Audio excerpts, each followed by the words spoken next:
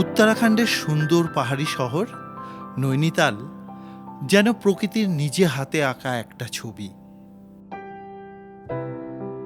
চারদিকে সবুজ পাহাড়, তার মাঝখানে শান্তভাবে শুয়ে আছে নৈনি লেক।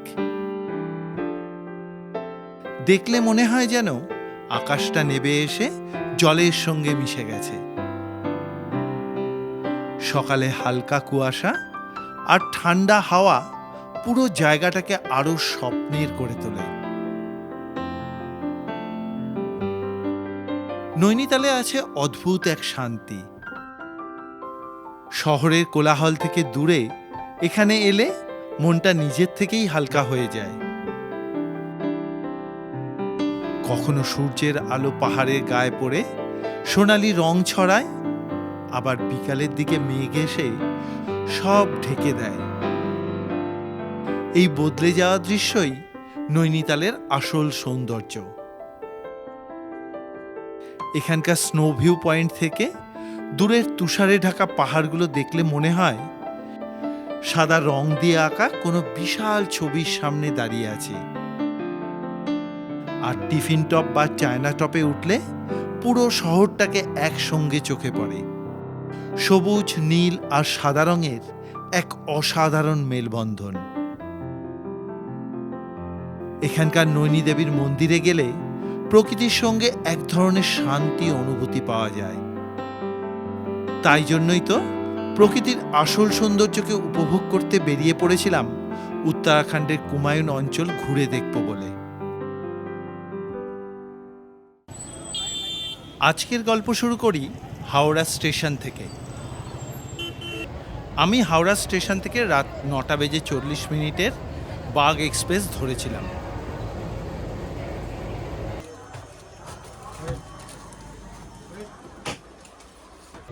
ট্রেন সঠিক সময় ছেড়েছিল। আমার গন্তব্য হাওড়া থেকে 1510 কিলোমিটার দূরে কাঠগোদাম পৌঁছনো। এই ট্রেনে সময় লাগার কথা প্রায় 36 ঘন্টা। আমি 2 রাত ট্রেনে কাটিয়ে আমার গন্তব্যে পৌঁছলাম। সুপ্রভাত বন্ধুরা, এখন বাজে সকাল 11:15। হাওড়া স্টেশন থেকে বাগ এক্সপ্রেস করে প্রায় 37.5 ঘন্টা ট্রেন জার্নি করে আসার পর এসে পৌঁছলাম কাঠগোদাম রেলওয়ে স্টেশনে। এবারে এখান থেকে যাব সোজা নৈনিতাল। তাহলে চলো এখান থেকে বেরিয়ে যাই। আমরা কিন্তু পাবলিক ট্রান্সপোর্টে যাব, হয় বাসে না হলে শেয়ার গাড়িতে।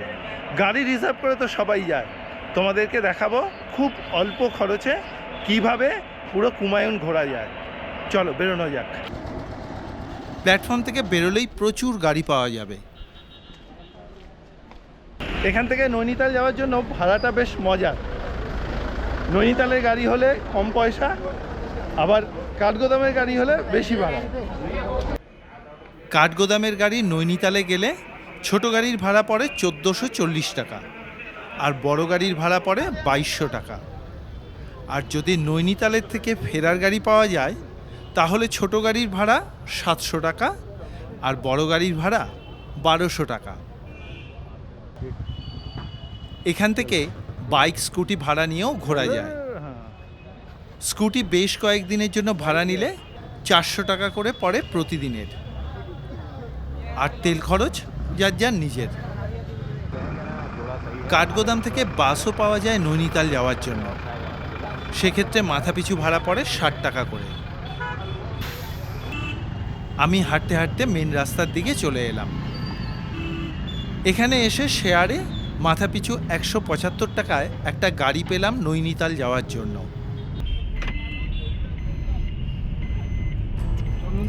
গাড়ি এগিয়ে চলল সমতল ছেড়ে পাহাড়ি পথে।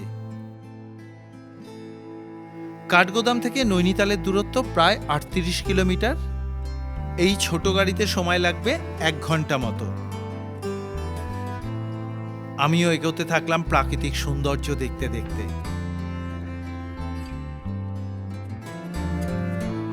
এই দিকের রাস্তায় প্রচুর গাছ রয়েছে, চারদিকটা সবুজ আর সবুজ। পরিবেশটা খুবই প্রাণবন্ত লাগছে। পাহাড়ের গায়ে বড় বড় গাছের জঙ্গল, এই জঙ্গলে আজও বন্যপ্রাণীর দেখা পাওয়া যায় বলে শুনেছি। অনেকদিন আগে থেকেই কুমায়ুনের পাহাড়ি জঙ্গল লেপার্ডের জন্য বিখ্যাত ছিল। তারা ছিল মানুষ খেকো। এরপর বিখ্যাত শিকারী জিম করবেট দীর্ঘদিন ধরে শিকারের ফলে আজ কুমায়ুন অঞ্চল অনেক জায়গা মানুষের জন্য নিরাপদ। যাই হোক, এখন আমরা পাহাড়ের কোলে আঁকাবাঁকা পথ ধরে ওপরে উঠতে থাকলাম। যত ওপর দিকে উঠতে থাকছি ততই আশপাশের দৃশ্য বদলাতে শুরু করলো। নীল আকাশের নিচে দূরে ওই পাহাড়গুলো দেখে মনে হয় ফ্রেমে আঁকা ছবি। রাস্তার দুপাশে ঘন সবুজ বন, পাইন, দেবদারু আর ওক গাছ যেন সারি বেঁধে দাঁড়িয়ে আছে আমাদেরকে স্বাগত জানাতে। সত্যি কি অপূর্ব সুন্দর লাগছে, ভাষা দিয়ে বলতে পারবো না। প্রকৃতির এই অকৃত্রিম সৌন্দর্যের জন্যই তো বারে বারে পাহাড় টেনে আনে আমাকে তার কাছে। এখানে সূর্য কিরণে যেন অনেক বেশি স্নিগ্ধ, সম্পূর্ণ পরিবেশটাই শান্তিময়।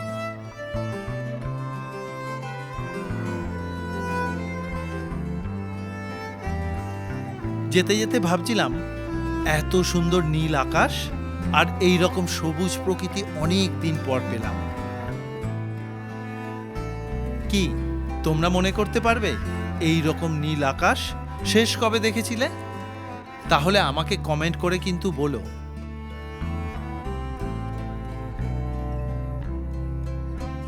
এইভাবে প্রকৃতির সৌন্দর্যকে প্রতিটা মুহূর্ত উপভোগ করতে করতে এসে পৌঁছে গেলাম নৈনিতালের প্রবেশদ্বারে।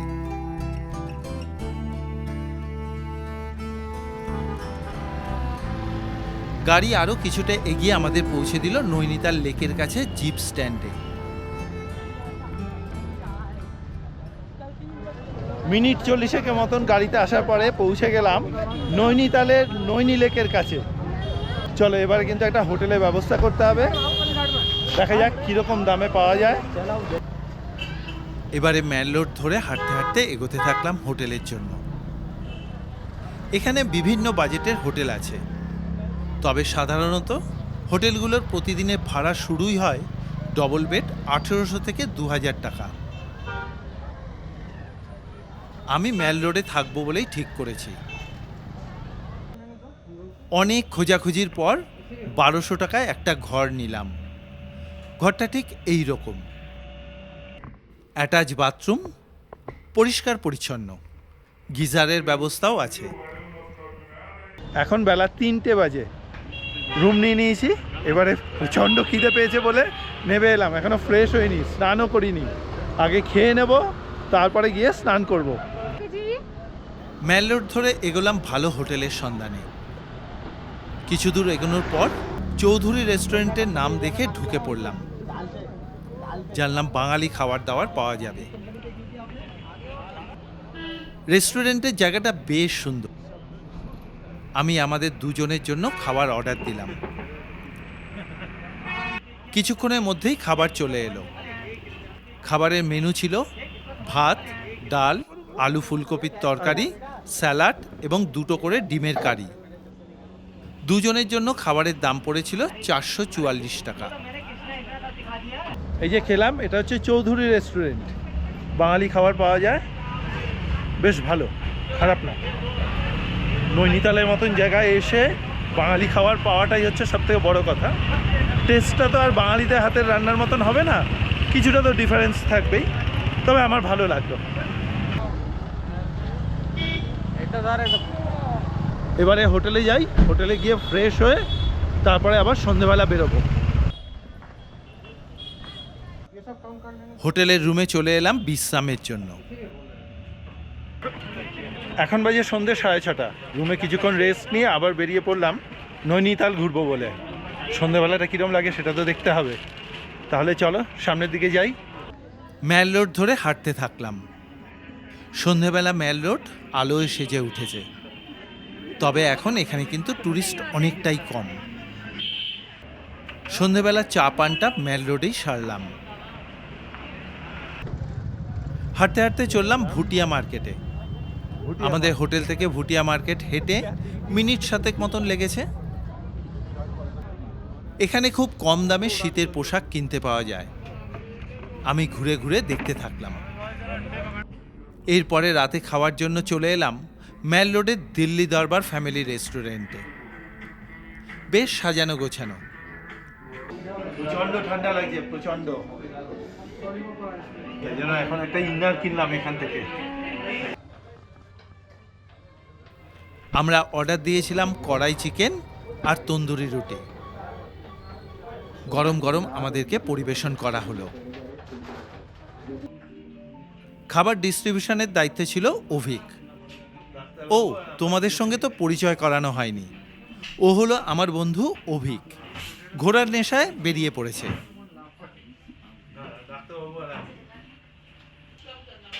খাবার প্লেটে পড়তেই দেরি না করে খাওয়া শুরু। এখানে রান্নাবান্নার টেস্ট বেশ ভালো, তবে একটু কস্টলি। রাতে আমাদের দুজনের জন্য বিল হলো 786 টাকা। সুপ্রভাত বন্ধুরা, এখন বাজে সকাল 10:05। নৈনিতালে একটা খুব সুন্দর সকাল দিয়ে আজকের দিনটা শুরু হলো।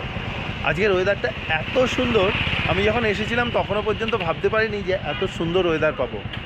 এই মুহূর্তে টেম্পারেচার হচ্ছে 11 ডিগ্রি সেন্টিগ্রেড, আর একদম নীল আকাশ, তার সঙ্গে ঝাঁ চকচকে রোদ্দুর। খুব ভালোভাবে বেড়ানো যাবে আজকে। আজকে আমি নৈনিতালে যে জায়গাগুলো দেখার আছে সেইগুলো যাব। সকাল সকাল একটু গরম চায়ের দরকার। চা পেয়ে কিছুটা ঠান্ডা কাটলো। সকাল সকাল বেরিয়ে এখানে একটা গাড়ি নিয়ে নিলাম। এই গাড়িতে আমাদেরকে নেবে হচ্ছে 1000 টাকা। 11টা পয়েন্ট ঘুরে দেখবো আজকে সারাটা দিনে। তাহলে চলো বেরোনো যাক। গাড়িতে উঠে বসলাম। গাড়ি এগিয়ে চলল ম্যাল রোড ধরে। আমাদের বাঁদিকে নীল আকাশের নিচে পাহাড়ে ঘেরা পান্না সবুজ রঙের নৈনিতাল লেকটাকে দেখতে ছবির মতন সুন্দর লাগছে। কি তোমরাই বলো তো, প্রকৃতির এই অনবদ্য রূপের জন্যই তো এত দূর থেকে ছুটে আসা, তাই কি না? এর একটাও মুহূর্ত মিস করা যাবে? আঙ্কেলের এই গাড়িতে তো বসে পড়েছি। এই আঙ্কেল কীরকম ঘোরাচ্ছে সবটাই তো তোমাদেরকে দেখাবো। আর আঙ্কেলের ফোন নাম্বার আমি ডেসক্রিপশান বক্সে দিয়ে দিচ্ছি। তোমাদের যাদের যাদের মনে হবে তোমরা কিন্তু সরাসরি আঙ্কেলকে যোগাযোগ করে নিতে পারো এই ট্রিপটা করার জন্য। আশা রাখি কিন্তু ভালোই হবে। ম্যাল রোড দিয়ে যেতে যেতে নৈনিতাল লেকের প্রতিকটা দিকের সৌন্দর্য উপভোগ করতে থাকলাম। গাড়ি এবারে নৈনিতালকে পেছনে ফেলে পাহাড়ের আরো ওপর দিকে উঠতে থাকলো। এইভাবে বেশ কিছুক্ষণ চলার পর মিনিট 10 মতন গাড়ি চলার পরে এসে পৌঁছলাম সুখাতাল বলে একটা জায়গায়। এখানে একটা তাল আছে, চলো তাহলে দেখে নিই। এইখানে নিচে একটা তাল আছে, তবে এখন সেটা শুকনো, তাই সুখাতাল বলা হয়। অবশ্য বর্ষার সময় কিছুটা জল থাকে বলে জানতে পারলাম। এখান থেকেই গাড়িতে তেল ভরা হলো। আমাদের গাড়ি আবার এগিয়ে চলল। পাহাড়ের গায়ে বড় বড় গাছেদের জঙ্গল, চারদিকটা সবুজ আর সবুজ। কি যে ভালো লাগছে তা তোমাদেরকে বলে বোঝাতে পারবো না। সব থেকে বেশি আমার চোখ দুটো শান্তি পাচ্ছে। কলকাতায় যখন থাকি সারাদিন কম্পিউটারের সামনে থেকে চোখের ওপর খুব অত্যাচার করি, আর এখন তার শান্তির সময়। বড় বড় পাইন গাছের মধ্যে রাস্তা ধরে আমরা এগিয়ে চললাম। দেখতে দেখতে কিছুক্ষণের মধ্যেই পৌঁছে গেলাম আমাদের পরবর্তী গন্তব্যে। প্রায় আধ ঘন্টা গাড়িতে আসার পর পৌঁছে গেলাম হিমালয় দর্শন পয়েন্টে। অপূর্ব লাগছে এখান থেকে, অপূর্ব। চলো তোমাদেরকে দেখাই কি সুন্দর লাগছে, দেখো। এখান থেকে ওই যে দূরে হিমালয়ের বিভিন্ন তুষারাবৃত পর্বত শৃঙ্গ দেখা যায়। यह है कामेट पर्वत। हाँ, राइट को आओ, यह हाथी पर्वत। कौन सी? ठीक है, ये नंदा घुंटी पर्वत है, यहाँ का सबसे छोटा माउंटेन। हाँ, त्रिशूल माउंटेन, हाँ ये मैकतोली पर्वत है जो फ्लैट दिख रहा है सीधा बड़ा सा, हाँ। ये मैकतोली पर्वत है। अच्छा ये है नंदा देवी, हाँ फर्स्ट वाला Nanda Devi, second east Nanda Devi, third Nanda घाट। हाँ फिर ये जो सी शेप में आप गैप देख रहे हो, ये है पिंडारी ग्लेशियर। अच्छा इसके राइट में जो ट्रायंगल शेप में पीक है नंदा को, जो ट्रेकिंग प्रोफेशनल ट्रेकर लोग हाँ, चढ़ते हाँ। हैं इसी पहाड़ी पे। फिर इधर को ग्लेशियर है सारे, अच्छा इधर आ जाता मिलम ग्लेशियर। ये मिलम मिलम, ये मुंशारी जाएगा तो वहाँ से ट्रैक है मिलम के लिए। अच्छा इधर आ गया पंचाचोली, पांडव के नाम पे जो पीक है, मुंशारी इसी की जड़ में। हाँ फिर इधर का जो रेंज है पूरा अन्नपूर्णा रेंज है नेपाल। इधर करो करो, ये पूरा नेपाल का रेंज आता है ये अन्नपूर्णा। peak। जी सर। और यहाँ আর নিচের দিকে পাহাড়ের কোলে নিম করলি বাবার ভ্যালিও দেখা যায়।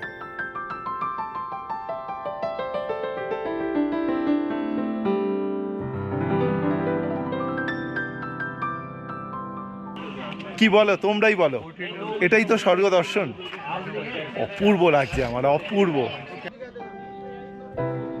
এখানে বায়নাকুলার বসানো আছে পিকগুলো ভালো করে দেখার জন্য।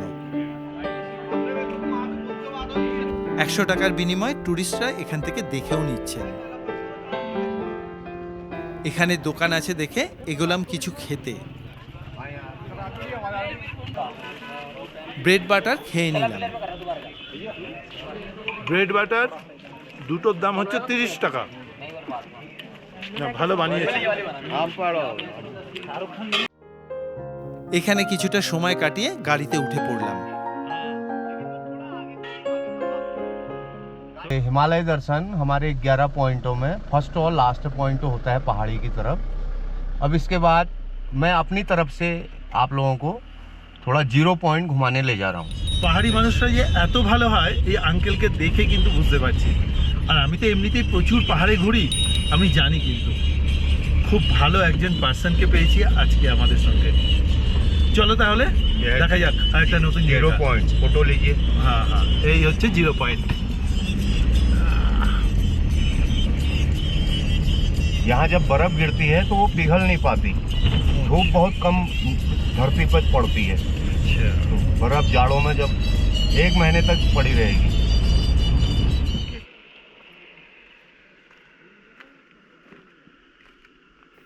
এখানে একটু ঘোরাঘুরি করে ছবি তুলে এগোলাম সামনের একটা মন্দির দেখতে। এগুলো কিন্তু 11টা সাইট সিনের বাইরে। জায়গাটা সত্যিই খুব সুন্দর এবং নিরিবিলি। এখানে একটা শিব মন্দির আছে।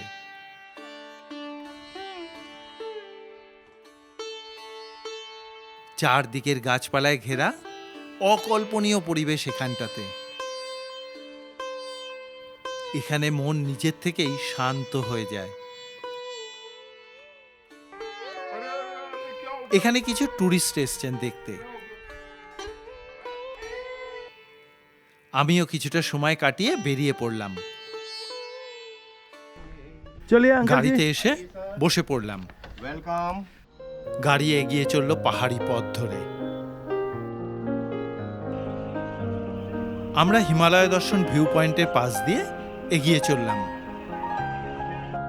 চলার পথে খেয়াল করছিলাম এই দিকের পাহাড়গুলো বেশ খাড়া, তবে রাস্তা যথেষ্ট চওড়া। কিছুক্ষণ চলার পর এবারে এসে গেলাম হচ্ছে ইকো পয়েন্টে। চলো। 3 দিকে পাহাড়ে ঘেরা সুন্দর একটা জায়গা। ये इको पॉइंट है, यहाँ पर पहाड़ियाँ हैं दोनों तरफ से। अगर हम एक पहाड़ी में आवाज़ लगाते हैं तो उसका इको सिस्टम आपको आवाज़ को वापस लाता है। जैसे ये कुछ आवाज़ सुनाई दे रही है।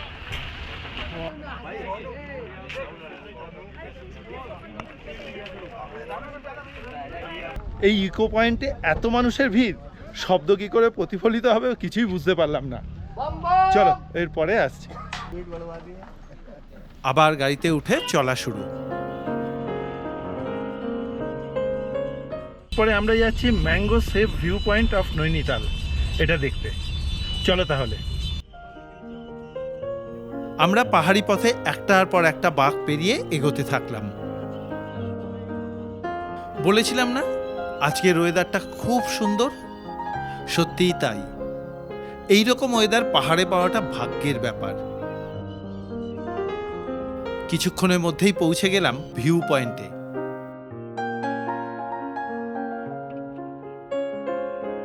এখান থেকে নৈনিতাল লেকটাকে দেখতে অনেকটা আমের শেপের মতো লাগে।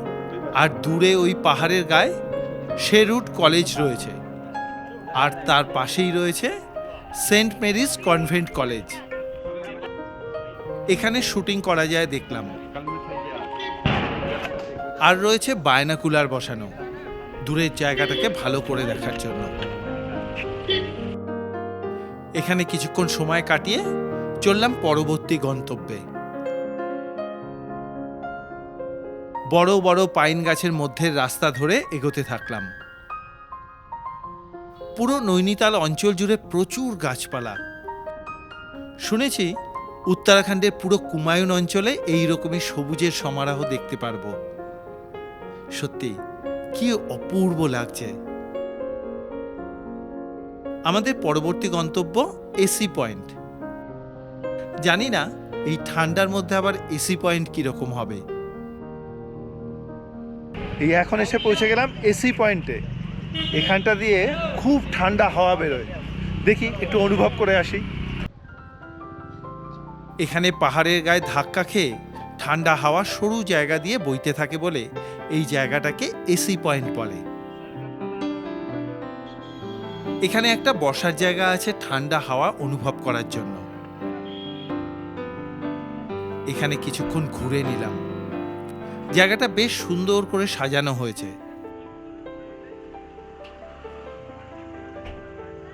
এরপরে আমরা যাচ্ছি লাভার্স পয়েন্ট। এখান থেকে ওই কোথায় 1 কিলোমিটার মতন দূরত্ব।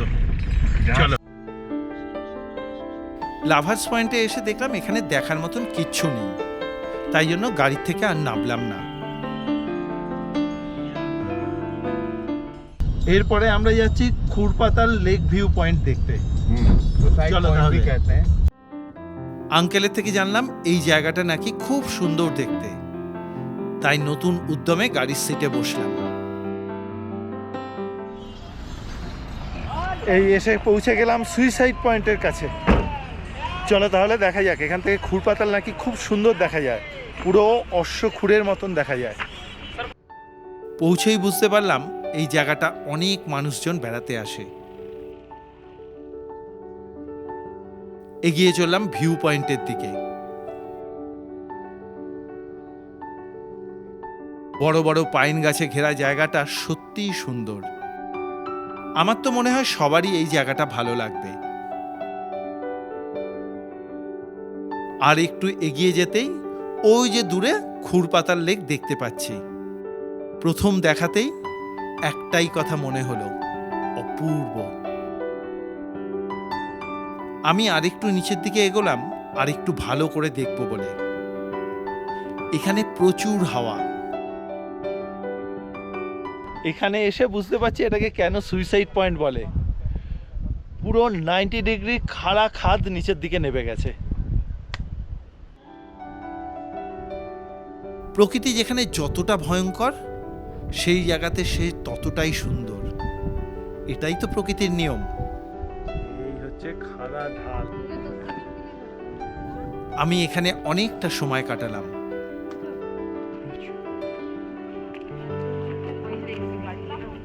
আমরা দূর থেকে তো খুরপাতাল লেক দেখলাম, তবে আজকে আমাদের দেখার যে যে জায়গাগুলো আছে আমরা কিন্তু ওর কাছেও যাব। চলো তাহলে এখান থেকে বেরোনো যাক। এখানে হালকা খাবারের ব্যবস্থা রয়েছে। আমরা এখানটাতে লেমন জুস খেয়ে নিলাম। আজকের ভিডিও তোমাদের কিরকম লাগছে তা কিন্তু অবশ্যই একটা মতামত জানিও কমেন্ট বক্সে, কারণ তোমাদের মতামতগুলো পেলে আমি খুব উৎসাহ পাই এইরকম বিভিন্ন জায়গাগুলো ঘুরে ভিডিও বানাতে। চলো এখান থেকে বেরোনো যাক। चलिए এবারে এখান থেকে তাড়াতাড়ি করে বেরিয়ে পড়লাম। কিছুটা এগোতেই সামনে তুলনামূলক একটা রুক্ষ পাহাড়কে দেখতে পেলাম। অনেকটা উটের কুজের আকৃতি। জানলাম এই জন্যই স্থানীয় মানুষরা এই পাহাড়কে ক্যামেল ব্যাক পিক বলে ডাকেন। আমরা এখন যাচ্ছি কিন্তু বোটানিক্যাল গার্ডেন, যেটা খুরপাতাল যাওয়ার পথেই পড়ে। আমরা মেন রাস্তা ছেড়ে ডান দিকের ওপরের রাস্তায় উঠতে থাকলাম। এই এসে পৌঁছে গেলাম হিমালয়ান বোটানিক্যাল গার্ডেনের গেটের সামনে। এখান থেকে টিকিট কেটে তারপরে ভেতরে ঢুকবো, চলো। এই বোটানিক্যাল গার্ডেন খোলা থাকে সকাল 10টা থেকে বিকেল 4:30 পর্যন্ত। মাথা পিছু 50 টাকা দিয়ে টিকিট কেটে নিলাম। এবার চলো ভেতরে ঢোকা যাক। জায়গাটা সুন্দর করে সাজানো। এখানে পাহাড়ের গায়ে ধাপে ধাপে বিভিন্ন প্রজাতির উদ্ভিদ ও প্রাণীদের বৈচিত্র্য তুলে ধরা হয়েছে। প্রথমে ঢুকে পড়লাম মিউজিয়ামে। এখানে বিভিন্ন প্রজাতির প্রাণী, পতঙ্গ এবং উদ্ভিদের ছাল রাখা আছে। মিউজিয়াম দেখে নিলাম, এরপরে যাব বাটারফ্লাই গার্ডেনে। চলো তাহলে। এখান থেকে চারদিকের পরিবেশটা সত্যিই অনবদ্য, চোখ জুড়িয়ে যায়। আর একটু এগোলেই ফুল গাছে ভরা একটা জায়গা। এখানে প্রচুর প্রজাপতি রয়েছে। এটাই হলো বাটারফ্লাই পার্ক। এখান থেকে বেরিয়ে পাহাড়ের আরো একটু ওপর দিকে এগোলাম। কিছুটা যেতেই পড়ল অর্কিড গার্ডেন। ডোমগুলোর মধ্যে বিভিন্ন প্রজাতির হিমালয়ান অর্কিড দেখতে পেলাম। এখানে বেশ কিছু দুর্লভ প্রজাতির অর্কিড আছে, দেখতে ভালোই লাগবে। এখান থেকে আরো ওপর দিকে একটা ভিউ পয়েন্ট আছে, আমরা আর সেখানে যাইনি। নিচে নেমে এসে গাড়িতে বসে পড়লাম। গাড়ি এগিয়ে চলল পাহাড়ি পথ ধরে। প্রথমে আমরা এখন যাব সরিতাতাল, এটাও কিন্তু অপূর্ব সুন্দর এক জায়গা। তারপরে আমরা যাব উডল্যান্ড ওয়াটারফলস। চলো তাহলে। বোটানিক্যাল গার্ডেন থেকে এর দূরত্ব প্রায় 3 কিলোমিটার মতন। গাড়িতে সময় লাগে 7 থেকে 10 মিনিট। কিছুক্ষণের মধ্যেই আমরা সরিতাতাল দেখতে পেলাম। এই এসে পৌঁছে গেলাম সরিতাতাল। খুব সুন্দর জায়গা, ওয়াও। এখানে অনেক অ্যাক্টিভিটিসও করা যায়।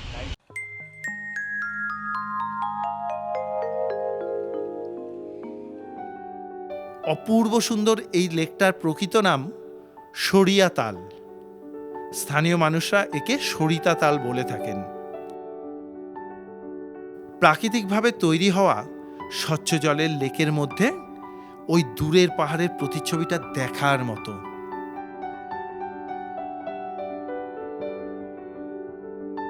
এখানে কিছু ওয়াটার অ্যাক্টিভিটিসের ব্যবস্থাও রয়েছে। সত্যিই কিন্তু জায়গাটা বেশ সুন্দর, আমার তো খুব ভালো লাগলো এই জায়গাটায় এসে। চলো, এরপরে আছে উডল্যান্ড ওয়াটারফলস। এখানে খাওয়ার দোকান রয়েছে। সরিয়াতাল থেকে উডল্যান্ড ওয়াটারফলসের দূরত্ব 7 কিলোমিটার মতো। গাড়িতে সময় লাগে মিনিট 15। এটা নৈনিতাল শহরের দিকে। এই এসে পৌঁছে গেলাম উডল্যান্ড ওয়াটারফলসে।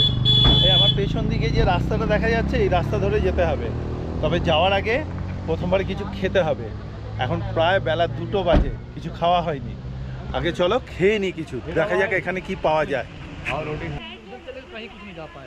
ফলসে যাওয়ার প্রবেশদ্বারের উল্টো দিকেই রয়েছে রেস্টুরেন্ট।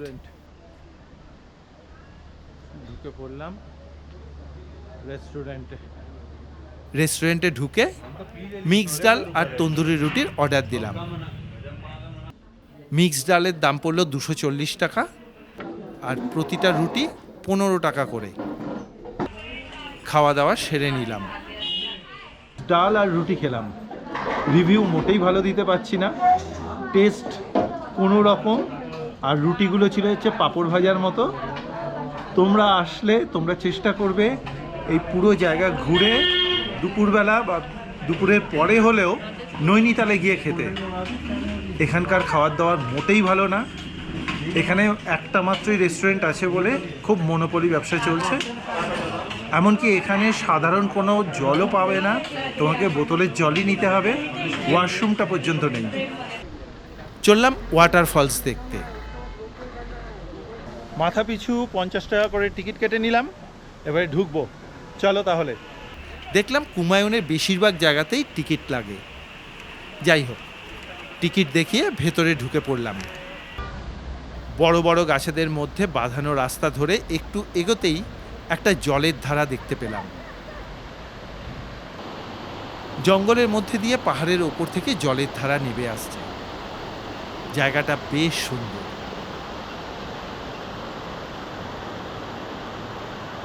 ওয়াটারফলস তো দেখলাম, এরপরে ওপর দিকে যাব। ওপর দিকে আরেকটু ভালোভাবে দেখা যাবে। চলো তাহলে। ছোট ছোট ধাপ করা সিঁড়ি দিয়ে পাহাড়ের আরও ওপর দিকে উঠতে থাকলাম। এইটুকু সিঁড়িপথে খুব বয়স্ক বা শারীরিক অসুবিধা না থাকলে সবাই উঠতে পারবে। কিছুক্ষণের মধ্যেই পৌঁছে গেলাম ঝর্ণার কাছে।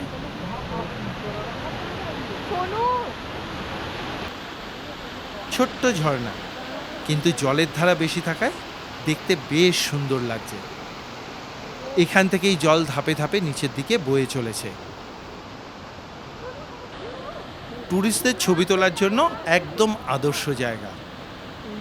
তবে ছবি তুলতে অনেকেই একটু বেশি রিস্ক নিয়ে নিচ্ছেন, কারণ জলের যে জায়গাটা সেই জায়গাটা খুবই পিছল। ছোট্ট ঝর্ণা, কিন্তু খুব সুন্দর, বেশ ভালো লাগলো। চলো এরপরে এখান থেকে বেরিয়ে যাব সোজা নৈনিতাল। আজকে সারাটা দিনে নৈনিতালে যতটুকু দেখতে পেলাম তাতে আমার বেশ ভালো লেগেছে। তোমাদের কীরকম লাগছে অবশ্যই করে কমেন্ট বক্সে আমাকে একটা মতামত জানিও। চলো এবারে গাড়িতে যাওয়া যাক। গাড়িতে বসতেই আঙ্কেল গাড়ি ছেড়ে দিল। তখন পড়ন্ত সূর্যের আলোয় পাহাড়ের চূড়াগুলো সোনালি হয়ে উঠেছে। পাহাড়ে তো এটাই দেখার। সূর্যের আলোর সঙ্গে পাহাড়ের চূড়াগুলো প্রতি ক্ষণে ক্ষণে রং বদলায়। অপূর্ব সুন্দর লাগছে। গাড়ি আমাদেরকে মাল্লিতাল এলাকায় নামিয়ে দিল। জাস্ট 11 পয়েন্ট দেখে নেমে পড়লাম রোপওয়ে যাওয়ার রাস্তায়। এই রোপওয়ে করে আমরা এখন যাব স্নো ভিউ পয়েন্ট। মেইন রাস্তার পাশ থেকে একটা রাস্তা উপর দিকে উঠে গেছে রোপওয়ের দিকে। হেঁটে রোপওয়ে কাউন্টারে আসতে সময় লাগলো 5 মিনিট। রোপওয়েতে মাথাপিছু ভাড়া পড়ে অ্যাডাল্টদের জন্য 380 টাকা করে, আর বাচ্চাদের জন্য 280 টাকা করে। এই যে টিকিট কেটে নিলাম, এবার চলো যাওয়া যাক। এ क्या है, सीट नहीं मिलेगा। রোপওয়ে ছাড়তেই আমরা মজা করে চারদিকটা দেখতে থাকলাম। আমাদের ডান দিকে নৈনিতাল লেকটাকে খুব সুন্দর লাগছে দেখতে, আর বাঁ দিকটাতে পাহাড়ের ধাপে বাড়িগুলো ছোট্ট ছোট্ট খেলনার বাড়ির মতন লাগছে। আর নিচের লম্বা লম্বা পাইন গাছগুলো দেখতে কি সুন্দর লাগছে। চারদিকে এক মায়াবী রূপ। যাওয়ার সময় ওপর থেকে দেখতে পাচ্ছিলাম স্নো ভিউ যাওয়ার জন্য গাড়িপথও আছে। এই গাড়িপথের দূরত্ব প্রায় 4 কিলোমিটার মতো। অবশ্য রোপওয়েতেও দূরত্ব পড়ে প্রায় 2.25 কিলোমিটার।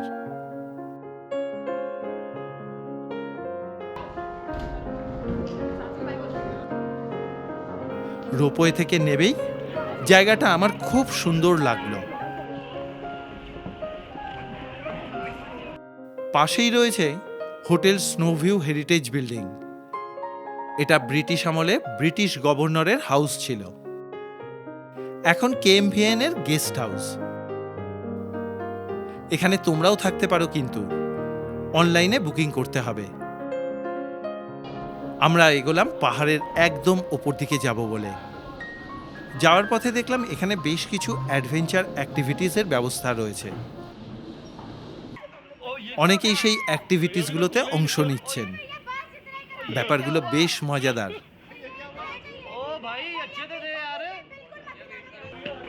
আমরাও পাশের সিঁড়িপথ ধরে পাহাড়ের একদম ওপর দিকে উঠে এলাম।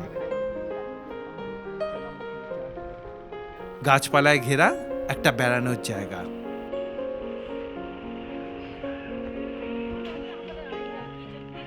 গাছেদের ফাঁক দিয়ে কিছুটা বরফে ঢাকা পাহাড়ের চূড়া দেখা যাচ্ছে। 380 টাকা করে রোপওয়েতে টিকিট কেটে এসে পৌঁছলাম স্নো ভিউ পয়েন্টে। কিন্তু এখানে এসে যা দেখছি, দেখার মতন কিচ্ছু নেই। জানলাম জানুয়ারি মাসের শেষের দিক থেকে ফেব্রুয়ারি মাসে এখানে অনেক সময় বরফ পড়ে। তখন এই জায়গার সৌন্দর্য উপভোগ করার মতো। এখানে একটা হাইড্রোলিক ওয়াচ টাওয়ার আছে, যেখানে 180 ডিগ্রি মাউন্টেন ভিউ পাওয়া যায়। টিকিট 200 টাকা করে মাথা পিছু।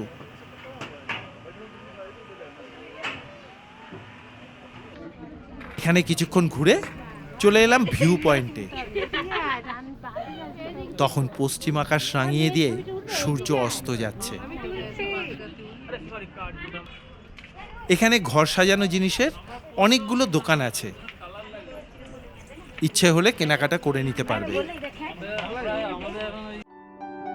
সূর্য যত পশ্চিম দিকে যেতে থাকলো, আকাশ ততই রঙিন হয়ে উঠল।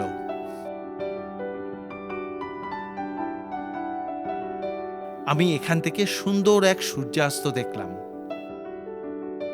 সে এক রঙের মায়াবী খেলা, সারাটা জীবন ভোলার নয়।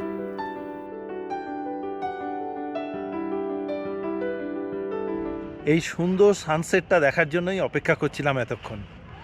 রোপওয়ে যে লাস্ট ট্রিপ সেটাও হয়ে গেছে বিকেল 5টাতে।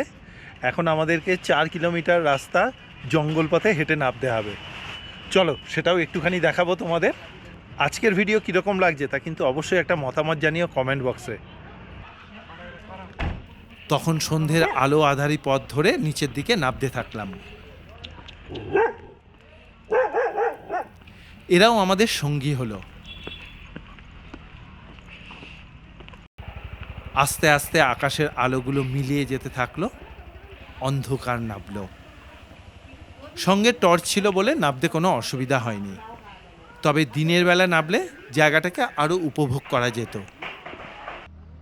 রাস্তা কিন্তু খুব ঢালু, হেঁটে উঠতে বা নামতে বেশ কষ্ট হওয়ার কথা। প্রায় 50 মিনিট হেঁটে তারপরে নিচে নামলাম এই মল রোডে। এই আমার ডান পাশে রয়েছে ভুটিয়া মার্কেট। এবারে চলো সামনের দিকে এগোই। এবারে একটুখানি কিছু খাওয়া দাওয়ার ব্যবস্থা করতে হবে। চলো যাই। চলে এলাম চৌধুরী রেস্টুরেন্টে। চিকেন কারি আর তন্দুরি রুটির অর্ডার দিলাম। 6 পিস চিকেন নিয়ে চিকেন কারির দাম পড়ল 380 টাকা, আর তন্দুরি রুটি প্রতিটার দাম পড়ল 13 টাকা করে। খাওয়ার আসতেই আর দেরি করা নেই। এই চৌধুরী রেস্টুরেন্টে আমি কিন্তু নৈনিতালে এসে প্রথম খেয়েছিলাম, ভালো লেগেছিল, খুব একটা খারাপ নয়। আজকে রাত্রেবেলা খেতে এলাম। খাওয়াটা শান্তি করেই খেয়েছিলাম। তুমি লেখ খেও। এই চৌধুরী রেস্টুরেন্টে খাওয়া দাওয়া করলাম, বেশ ভালোই লাগলো। আজকের মতন ভিডিও এখানেই শেষ করছি। দেখা হবে আগামী পর্বে। শুভরাত্রি।